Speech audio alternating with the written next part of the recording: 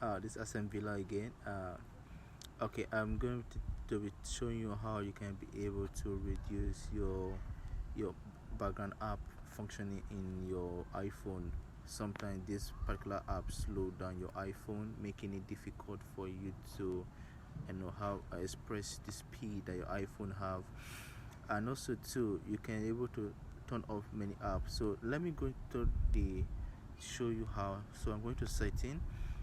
If you see from up down here, you will see all the software and everything, software, all the app I have on my phone.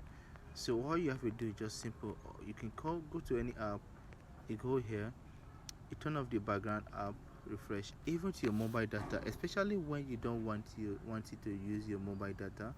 You only want to use Wi-Fi to operate. like like if I turn this one off now, it will never operate with my mobile data unless I'm turned on to Wi-Fi, which you can also reduce your, you can also save your megabytes, save your data, save your costs and everything.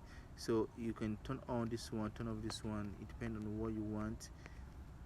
Keep going on, just keep turning the background search on, turn them one by one, like this microphone. So many of my apps have been turned off because only those are important ones I leave on, I leave on.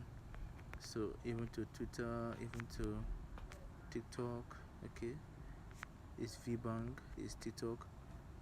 So you can see I turned off TikTok before. So just keep going down, search this app that runs on your background that you don't necessarily it doesn't necessarily need. You can turn the data off too to ensure that you're able to save your data and also save your speed. Thank you very much. I hope this information is useful. Please, you can send me a message on the comment, place a message in the comments and let me know how it went for you. Thank you very much. Please like and subscribe. I appreciate that.